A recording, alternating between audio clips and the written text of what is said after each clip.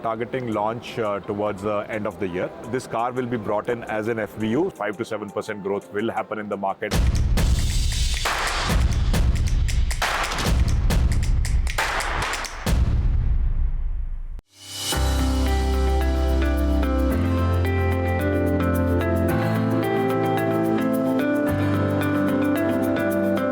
It's not about formal customer clinics that we have.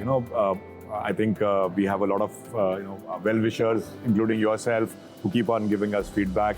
There is social media availability right now who keeps on giving us feedback. The kind of interactions me and my team have with our dealers and customers upfront that gives us feedback. So these are all aspects you take into account and try to respond as fast as possible to the trends. As far as timelines for making a concept and introducing it depends on the concept. First of all, if it is only accessory options, the timeline could be between 3 to 6 months. But if you are doing major changes that like we have done in our GT Plus Sport and the GT line, the timeline is anywhere between 1 to 1.5 years.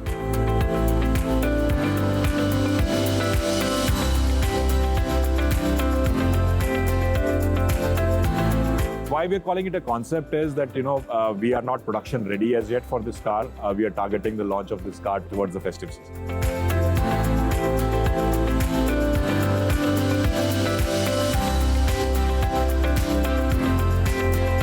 Yes, we are part of the same group. We share the same platform, but we are individual brands, and every brand has its own strategy and its own positioning that we want to achieve. We have very clearly, positioned ourselves as what we call the top of the volume. In whichever segment we are present in, we want to operate in the higher segments. That's the clear global brand positioning of the Volkswagen brand, and that's what we want to establish in India, partly established with how we are operating, and that's what we want to continue going forward as well.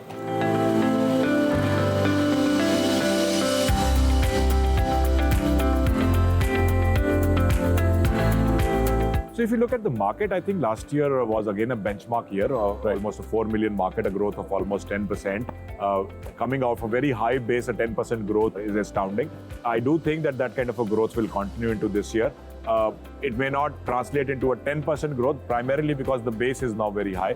But even a 5 to 7% growth would be equivalent to a 10% growth 1 year ago. That is not in a question. 5 to 7% growth will happen in the market. Primarily, again, fueled by growth in the SUV body style, and also partly driven by the growth in Tier 2 and Tier 3 towns, the so-called Bharat, the hinterland of India, which is, disposable incomes are rising. The aspirations of people have always been there, but now that income or that willingness to pay is matching that aspiration. So this is what is fueling the growth. The economy is stable, the political climate is most likely continue to be stable, inflation is under control, foreign exchange rates are under control. So all the economic and political, environmental factors that fuel growth are in place.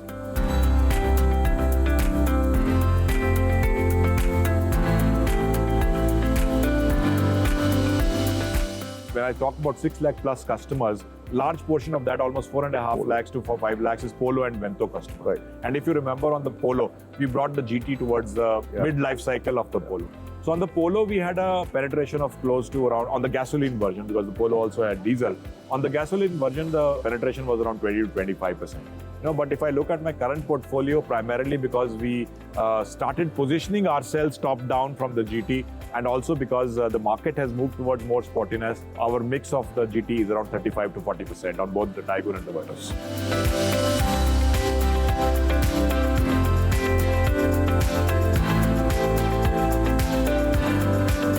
As of now, we are targeting launch towards the end of the year.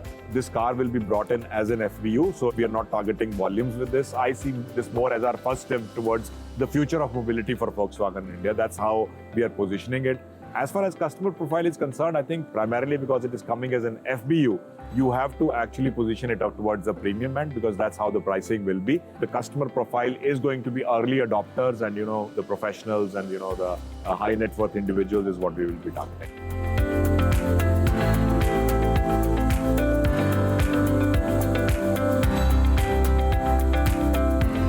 If you look at the electric market currently as well, whether it is mass or premium, mostly in the mid and the top end premium, it's basically the 10 or 12 cities that constitute almost 80% of the electric car sales. Right. So these are natural playgrounds where the kind of customers we are targeting sit, and that's what we will also be targeting in the initial stage.